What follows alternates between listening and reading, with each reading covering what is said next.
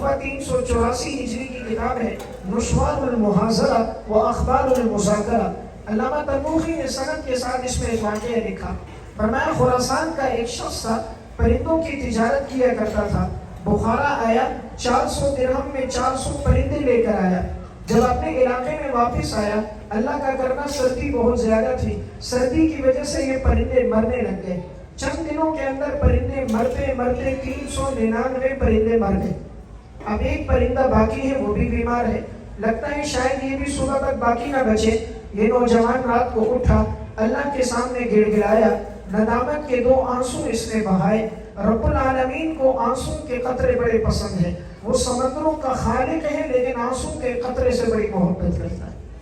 پانی کو پیدا کرنے والا وہی ہے، آسمان سے برسانے والا بھی وہی ہے، زمین سے پانی نکالنے والا بھی وہی ہے، چشموں کو، ندی نالوں کو، دریاؤں کو پیدا کرنے والا بھی وہی ہے. لیکن ندامت کا ایک آنسو جب بہہ جاتا ہے، وہ ماضی کے سارے گناہ معاف کر دیتا ہے. جب اس نوجوان نے یہ آنسو کا قطرہ بہایا اور یہ دعا کر رہا تھا، یا غیاث المستغیثین اغثنی، اے فریاد سننے والے اللہ میری فریاد سن لے. یا غیاث المستغیثین اغثنی، اے فریاد سننے والے اللہ میری فریاد سن لے. یہ دعا کر رہا ہے. پرندہ قریب میں ایک پنجرے کے اندر ہے. اللہ رب العزت نے یہی الفاظ پرندے کی زبان پہ جاری کر دیے. اللہ تو ہر چیز پر قادر ہے.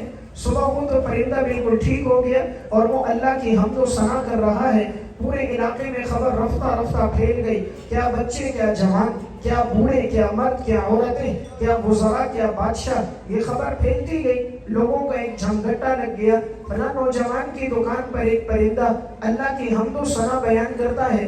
جب بادشاہ کو خبر پہنچی، بادشاہ نے کہا جا کر اس سے یہ پرندہ خرید لو.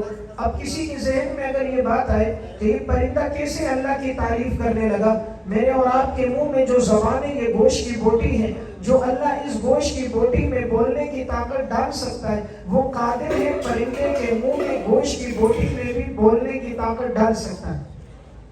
تو جب وہ پرندہ اللہ کی حمد و ثنا کرنے لگا، بادشاہ نے کہا جا کر اس سے پرندہ خریدو. پوچھا بھائی کتنے کا فروخت کرو گے؟ کہا 4000 درہم میں بیچوں گا. بادشاہ نے رقم دی. 4000 درہم لاکھوں روپے رقم بنتی ہے، اور وہ پرندہ اس سے لے لیا. واقعہ سنانے کا مقصد، اس پرندے کی قیمت 1 درہم ہے. اس نے 400 درہم میں 400 پرندے خریدے.